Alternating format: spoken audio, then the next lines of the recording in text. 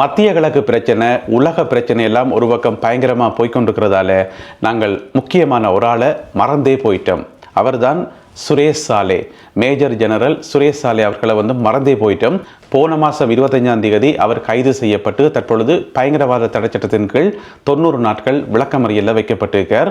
அவரை பற்றி ஒரு செய்தியுமே வெளியில் என்று பார்த்தா, நேற்று அவர் சம்பந்தப்பட்ட வழக்கொன்று நீதிமன்றத்தில் நடந்திருக்குது. நேற்று இலங்கையில் எவ்வளவு ஒரு பரபரப்பான நாள்ன்றது உங்களுக்கு தெரியும். ஈரானிய கப்பல் தாக்கப்பட்டதை தொடர்ந்து மிகவும் பரபரப்பாக இருந்தது நாடு முழுக்க. அப்படி இருந்த போதிலும் கூட நாட்டில் நடக்க வேண்டிய வளமையான செயல்கள் நடக்கத்தானே வேணும். எனவே கொழும்பு கோட்டை நீதவான் நீதிமன்றத்தில் இந்த வழக்கு நடந்தது. இந்த வழக்கை யார் போட்டது என்று சொன்னால், கைது செய்யப்பட்டு விளக்கமறியலில் வைக்கப்பட்டிருக்கின்ற சுரேஷ் சாலே அவர்களுடைய குடும்பத்தினர் சார்பாக சில முக்கியமான கோரிக்கைகள் நீதிமன்றத்தில் முன்வைக்கப்பட்டது. அந்த கோரிக்கைகள் ஏற்றுக்கொள்ளப்பட்டதா இல்லையான்றதை நான் கடைசியில் சொல்கிறேன். முதல்ல என்னென்ன கோரிக்கைகள் என்று பார்த்தோம்னு சொன்னால், சுரேஷ் சாலே அவர்களுக்கு வீட்டில் இருந்து சாப்பாடு கொடுக்கணும் என்று சொல்லி குடும்பத்தினர் சார்பாக கோரிக்கை வைக்கப்பட்டது. ஏனென்று சொன்னால், இது சம்பந்தமாக நீதிமன்றத்தில் வாதாடிய லோயர், அதாவது சுரேஷ் சாலே அவர்களுடைய லோயர் சொன்னவர், என்னுடைய கிளையன்ட் ஒரு சாதாரண ஆள் இல்லை, அவர் நாட்டுக்காக நிறைய தியாகங்கள் செய்தவர், நிறைய போராடினவர். எனவே அவருக்கு அட்லீஸ்ட் வீட்டில் இருந்து சாப்பாடு கொடுக்கறதுக்காவது நீங்கள் அனுமதி தரணும் என்றது முதலாவது கோரிக்கை. ரெண்டாவது லோயர் தன்னால் ஒழுங்காக சந்திக்க முடியலை, அவரை சந்திக்கிறதுக்கு அனுமதிக்கணும் இல்லை, தான் சந்தித்து அவர்கிட்ட இருந்து விஷயங்களை கதைச்செடுத்து இந்த வழக்கை கொண்டு போகிறதுக்கு தன்னால் முடியலைன்னு சொல்லி லோயர் சொல்லியிருக்கிறார். கிழமையில் ஒரு நாள் புதன்கிழமை மட்டும்தான் சந்திக்கிறதுக்கு அனுமதி தந்திருக்கிறோம், இப்போதான் தந்திருக்கிறோம் அந்த அனுமதி. எனவே இன்னும் ஒரு நாள் கூடுதலாக எனக்கு வேணும், அப்பதான் கிழமையில 2 நாள் சந்திச்சு கதைச்சா மட்டும்தான் இந்த வழக்கை சரியா கொண்டு போக முடியும் என்று சொல்லி லோயர் தன் சார்பாக ஒரு கோரிக்கை கொண்டு வச்சிருக்கார். மூன்றாவது கோரிக்கை என்னென்னு சொன்னா, சுரேஷ் சாலே அவர்களுடைய மகனை ஒருக்கா பார்க்க விட சொல்லி, மகன் அப்பாவுக்கு ஆசைப்படுறார், எனவே அவர் ஒருக்கா பார்க்கறதுக்கு அனுமதிங்கன்றது மூன்றாவது கோரிக்கை. அதை விட இன்னும் ஒரு 2 முக்கியமான விஷயங்களை லோயர் சுட்டி காட்டினவர். என்னென்னு சொன்னா, அன்றைக்கு சுரேஷ் சாலே அவர்கள் கைது செய்யப்பட்டு உடனடியாக அவருடைய வீட்டுக்கு தானே கூட்டிக் கொண்டு போனவே போலீஸ் கூட்டிக் கொண்டு போயிட்டு அவருடைய வீடு சல்லடை போட்டு தேடப்பட்டது. அப்படி அவருடைய வீட்டை தேடுறதுக்கு சர்ச் வாரண்ட் என்று சொல்றது, என்ன சொல்றது, தேடுறதுக்கான ஒரு அனுமதி, அந்த தேடுறதுக்கான அனுமதி இல்லை, போலீஸ்கிட்ட அனுமதியே இல்லாமல் வீட்டுக்குள்ள போது தேடி இருக்கணும். அதை எப்படி தேட முடியும் என்று சொல்லி சட்டத்தரணி நேற்று நீதிமன்றத்தில் கேள்வி எழுப்பியிருந்தார். அதை விட இன்னும் ஒரு கேள்வி கேட்டவர், அந்த தேடுதல் வேட்டை நடத்தைக்குள்ள வீட்டில் பெண்கள் இருந்திருக்கிறார்கள், நினைக்கிறேன் சுரேஷ் சாலே அவர்களுடைய மனைவி வேற பெண்கள் இருந்திருப்பினம் தானே. எனவே அப்படியான ஒரு சந்தர்ப்பத்தில் ஒரு பெண் போலீஸ் அதிகாரியும் வரணும் தேடுறதுக்கு, தேடுதல் வேட்டைக்கு. அப்படி இல்லாமல் தனியாக ஆண்கள் தான் அன்றைக்கு வந்திருக்கணும், அது எப்படி சாத்தியம் என்று சொல்லி சட்டத்தரணி அதாவது சுரேஷ் சாலே அவர்களுடைய சட்டத்தரணி நீதிமன்றத்தில் கேட்டதுக்கு அதுக்கு போலீஸ் தரப்பில் பதில் சொல்லப்பட்டிருக்கிறது, அவரை நாங்கள் கைது செய்தது பயங்கரவாத தடை சட்டத்தின் கீழே. எனவே பயங்கரவாத தடை சட்டத்தின் கீழே ஒருத்தர் கைது செய்யப்படுறார் என்று சொன்னால் அதுக்கெல்லாம் இந்த சர்ச் வாரண்ட் எல்லாம் தேவையில்லை, மற்ற நடைமுறைகள் எல்லாத்தையும் பின்பற்ற வேண்டிய அவசியமே இல்லை. அவர் பயங்கரவாத தடை சட்டத்தின் கீழே கைது செய்யப்பட்டிருக்கார். எனவே எங்களுக்கு எல்லா ரைட்ஸும் இருக்குது, அதை பயன்படுத்தி தான் நாங்கள் சொல்லி போலீஸ் சொல்லியிருக்கணும்.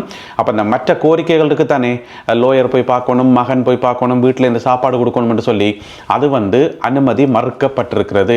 அதுக்கு நீதிபதி சொல்லியிருக்கார். நீதிபதி இசுரு நெத்திகுமார என்ன சொல்லியிருக்காருன்னு சொன்னால், இதுவரைக்கும் குற்றப்புலனாய்வு பிரிவினர் சுரேஷ் சாலே அவர்களை கைது செய்தது சம்பந்தமாக உத்தியோகபூர்வமாக நீதிமன்றத்துக்கு எந்த ஒரு தகவலுமே சொல்லலையாம். ஏன் கைது செய்த, நாங்கள் எதுக்கு கைது செய்தாங்க, என்ன மாதிரி விசாரணைகள் போய்கொண்டு சொல்லி பேசிக்காக சொல்லத்தானே வேணும். இதுவரைக்கும் சிஐடி தரப்பில் ஒரு விதமான தகவலும் சொல்லப்படையில. எனவே முதல்ல சிஐடியினர் சொல்லணும் நீதிமன்றத்துக்கு, அதுக்கு பிறகுதான் இதெல்லாத்தையும் கன்சிடர் பண்ண முடியும், இதை பரிசீலனை செய்ய முடியும் என்று சொல்லி நீதிபதி, கொழும்பு கோட்டை நீதவான் நீதிமன்ற நீதிபதி இஸ்ரு நெத்திகுமார அவர்களுடைய குடும்பத்தினருடைய கோரிக்கையை நிராகரித்திருக்கின்றார். எனவே சுரேஷ் சாலே அவர்கள் ஒரு கடுமையான சூழ்நிலையின் கீழ் வைத்து விசாரிக்கப்பட்டு வருவதாக சொல்லப்படுகிறது. யோசிச்சு பார்த்தோம்னு சொன்னால், இதே சுரேஷ் சாலே அவர்கள் பதவியில் இருந்த காலத்தில் இதே பயங்கரவாத தடை சட்டத்தை பயன்படுத்தி எத்தனை பேரை கைது செய்திருப்பார், எத்தனை இடங்களில் சோதனைகள் எல்லாம் நடத்தியிருப்பார். எனவே எந்த சட்டம் அவருக்கு அன்றைக்கு கை கொடுத்துச்சுதோ அதே சட்டம் இன்றைக்கு அவரை தண்டிக்குது. தானே 131 இலங்கையர்கள் நாடு திரும்ப முடியாமல் மத்திய கிழக்கு நாடுகளினுடைய விமான நிலையங்களுக்குள் சிக்கியிருப்பதாக தகவல்கள் வெளியாகி இருக்கின்றன. இந்த 131 பேர்ல 109 பேர் சவுதி அரேபியாவினுடைய விமான நிலையத்துக்குள்ளேயே கடந்த 4-5 நாட்களாக இருப்பதாக சொல்லப்படுகிறது. ஏனென்று சொன்னால் விமான சேவைகள் ஒன்றும் இல்லை, வெளியிலேயும் போக முடியாது, ஹோட்டல்ஸ்லேயும் தங்க முடியாது, அங்கேயும் பாதுகாப்பு இல்லை.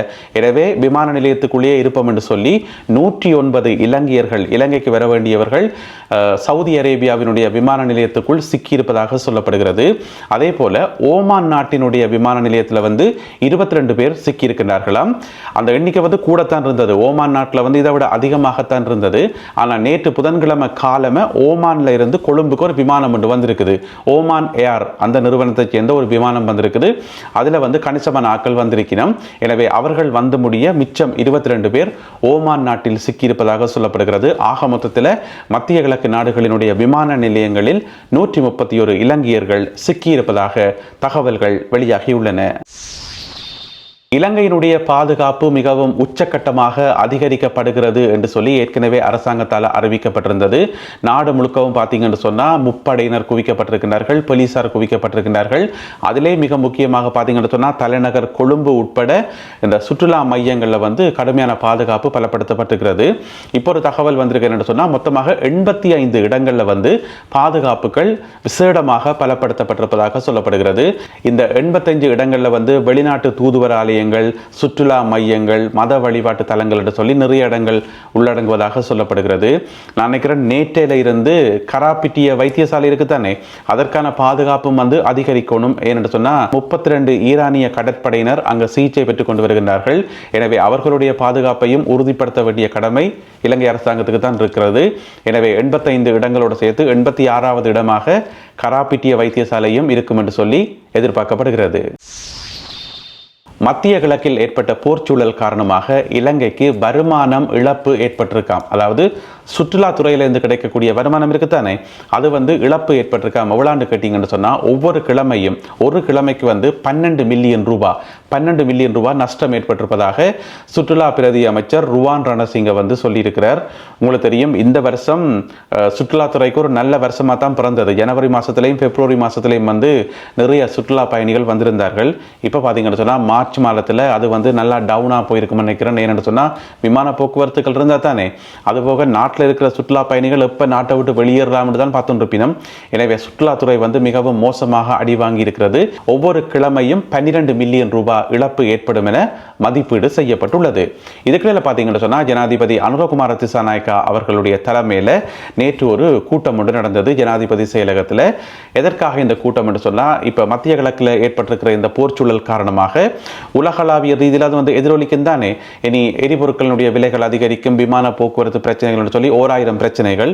எனவே இது காரணமாக இலங்கையினுடைய பொருளாதாரத்துக்கு எதுவும் பாதிப்புகள் வருமா, அப்படி பாதிப்புகள் வந்தால் அதை எப்படி எதிர்கொள்வது என்று சொல்லி முன்கூட்டியே ஒரு கூட்டம் ஒன்றை நடத்தியிருக்கிறார்கள்.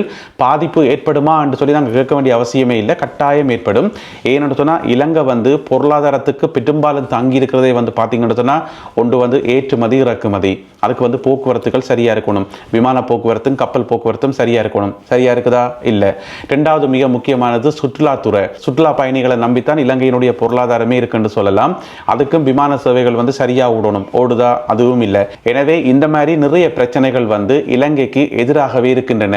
எனவே இதனால ஏற்படுற தாக்கங்களிலிருந்து விடுபடுவது எப்படி என்று சொல்லி நேற்று ஜனாதிபதி அனுரகுமார திசாநாயக்கா அவர்களுடைய தலைமையில கூடின அந்த குழு ஆய்வு செய்திருக்கிறது. என்ன விதமான முடிவுகள் எடுக்கப்பட்டிருக்குன்னு சொல்லி தெரியல. இருந்த போதிலும் கூட ஒரு நெருக்கடி ஒன்றை நாங்கள் எதிர்பார்த்திருக்கணும் என்றது மட்டும் மறக்க முடியாத உண்மையாகும். அடுத்ததாக இன்றைய கருத்தோவியம். இன்றைக்கு கருத்தோவியத்தோடு சேர்த்து 2 நகைச்சுவை குறிப்பொன்று சொல்லலாம் இருக்கிறேன். அதாவது இப்போ சமகாலத்தில் சமூக வலைத்தளங்களில் பகிரப்படுகின்ற 2 நகைச்சுவை குறிப்புகள். முதல்ல கருத்தோவியம் என்று பார்ப்போம். இந்த கருத்தோவியத்தில் ஒரு செய்தி போடப்பட்டிருக்கு. என்னென்னு சொன்னால், எரிபொருள் வரிசை முடிவுற்றது, இனிமேலும் எரிபொருளுக்கு கியூவில் நிற்க வேண்டியதில்லை, அது முடிஞ்சு போச்சுன்னு சொல்லி செய்தி போடப்பட்டிருக்கிறது. அங்கால பார்த்தீங்கன்னு சொன்னால் ஒரு பெட்ரோல் ஸ்டேஷன் ஒன்று இருக்குது. அங்கே ஒரு ஆக்களையுமே காணல, ஒருத்தருமே கியூவில் இல்லை, சும்மா வரும் வெட்ட வழி கிடக்குது. இங்கால ஒரு ஆள் நிற்கிறார், அவர் தான் சஜித் பிரேமதாசா. அப்ப சஜித் பிரேமதாசாக்கு அது பிடிக்குமோ? பிடிக்காது. நாட்டில் ஏதாவது பிரச்சனை இருந்தால் தான் அவருக்கு சந்தோஷம். நாட்டில் ஒரு பிரச்சனையுமே இல்லை என்று சொன்னா அவருக்கு சந்தோஷம் இல்லை தானே. எனவே அந்த பெட்ரோல் ஸ்டேஷனை பார்த்து, ச்சே என்று சொல்லி சலிச்சு கொள்றார் சஜித் பிரேமதாசா. ஏன்னு சொன்னால் மக்கள் கியூவில் நின்றா உடனே அதை வச்சு பாராளுமன்றத்தில் பேசி ஒரு பிரச்சனையை உருவாக்கலாம் தானே. எனவே அரசியல்வாதிகளுக்கு தேவை மக்கள் நிம்மதியாக இருக்கணும் என்று சொல்லி அது தேவையில்லை, அவைக்கு தேவை பிரச்சனை தான் தானே. எனவே இது முதலாவது கருத்தோவியம். அடுத்ததாக சமூக வலைதளங்களை பகிர்ந்து கொள்ளப்படுற 2 நகைச்சுவை துணுக்குகள் சமகால பிரச்சனைகளை அடிப்படையாக வச்சு. என்னென்னு சொன்னால் அரசாங்கம் சொல்லுவது தானே, மக்களே கவலைப்படாதீங்கோ. அதாவது இலங்கை அரசாங்கம் மக்களை பார்த்து சொல்லுது, மக்களே கவலைப்பட வேண்டாம், எங்கள்கிட்ட 1 மாசத்துக்கு தேவையான எரிபொருள் கையிருப்பில் இருக்குது, ஒருத்தரும் கவலைப்படாங்கன்னு சொல்லி யார் சொல்றது?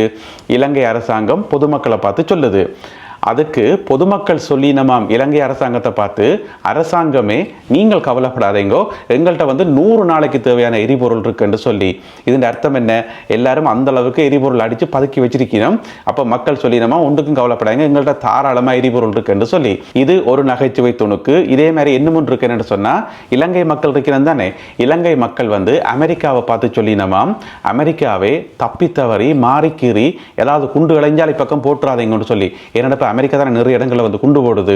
அதால இலங்கை மக்கள் சொல்லினமாம், அமெரிக்காவே மாறிக்கிறி ஏதாவது குண்டு இளைஞ்சால போட்டுறாதீங்கோ, எல்லாற்ற வீட்லேயும் பெட்ரோல் இருக்குது, ஒருக்கா பத்திச்சுதோ அதை அணைக்கவே முடியாது, கவனமாக இருந்து கொள்ளுங்கன்னு சொல்லி இலங்கை மக்கள் அமெரிக்காவுக்கு சொல்லினமாம் என்று சொல்லி இன்னும் ஒரு நகைச்சுவை துணுக்கு சமூக வலைத்தளங்களை பரப்பப்படுது. எனவே சமகாலத்தில் எங்களுக்கு 1000 பிரச்சனைகள் இருந்தாலும் அதை இப்படி ஒரு நகைச்சுவை கண்ணோட்டத்தில் பார்க்கக்குள்ள கொஞ்சம் ஆறுதலாக இருக்கும்.